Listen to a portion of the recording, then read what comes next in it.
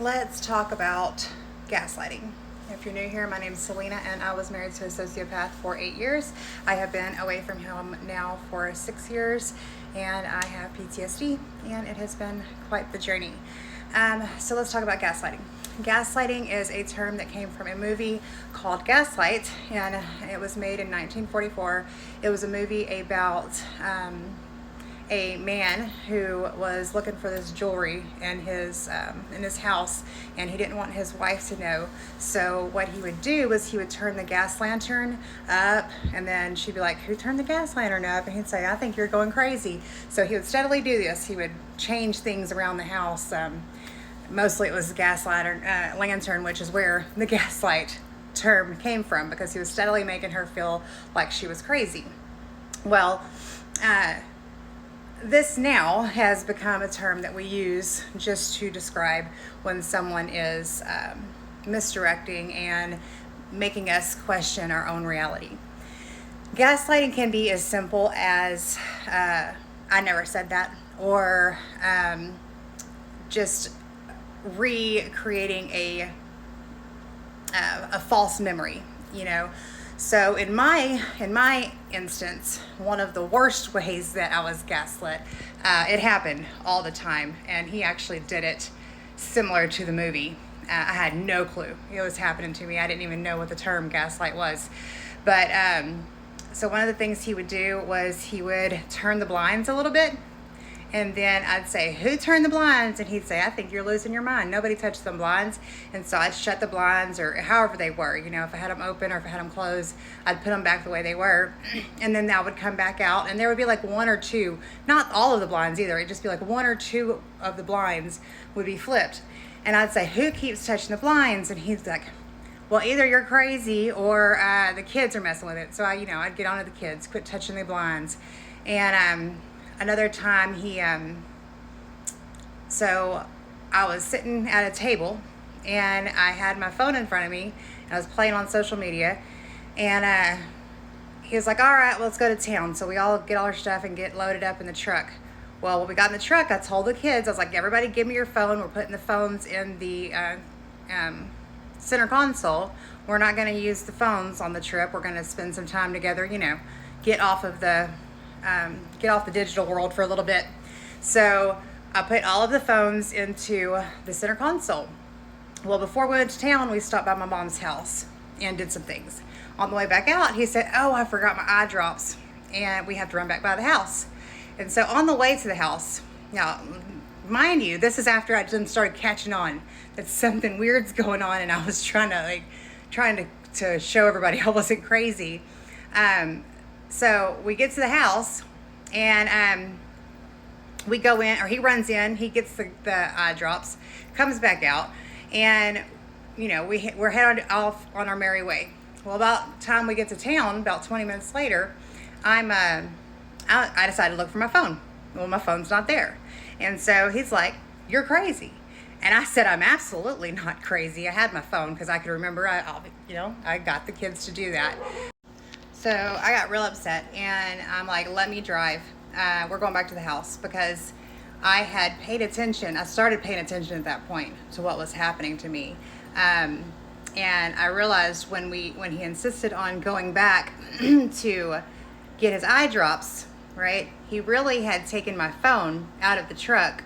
He didn't actually leave his eye drops. He took my phone out of the truck and took it back into the house. Okay, so I'm mad as hell, and I get in the driver's seat and I'm like, "Look, you're not going to that house with me.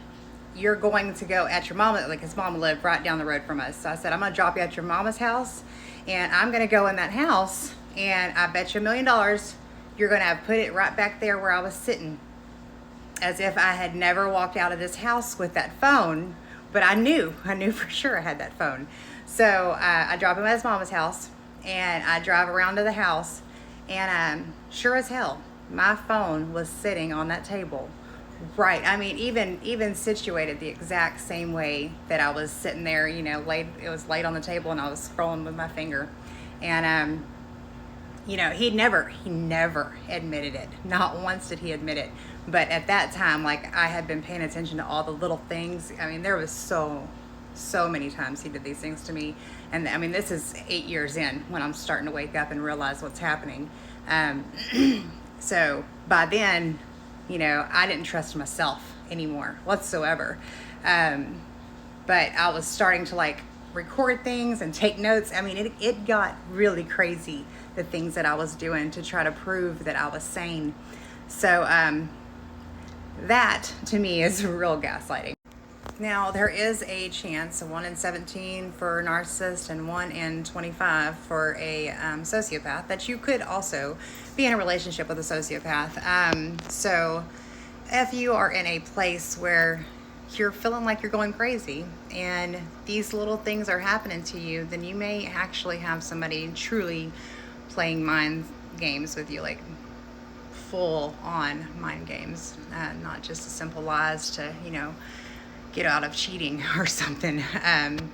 These are full blown, headed towards making you look so crazy they're going to commit you, or, you know, you and nobody else know the wiser. So this is actually something that happens. So if you are going through a similar situation, or you feel like you have anything going on like this in your life where you're just spinning in circles trying to figure out what's going on,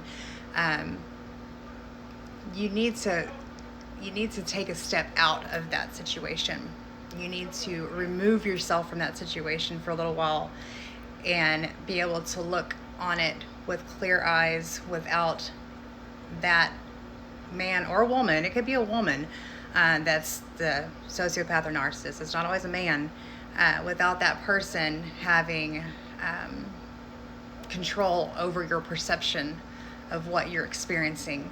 So if you're going through something similar to what I went through, my advice to you is to step out of that long enough for you to get a clear view on what you're actually experiencing, and talk to somebody that you trust that will have your best interest at heart, and figure out what's happening in your life, instead of just like I was doing. Now, I had my family triangulated against me, and they also believed that I was crazy. So I didn't have anybody to turn to. I had to figure all these things out on my own. It was very difficult. But I am here for anybody that ever does need to reach out and say that they are going through something. If you're going through something similar, I just would never wish that I'm my worst enemy.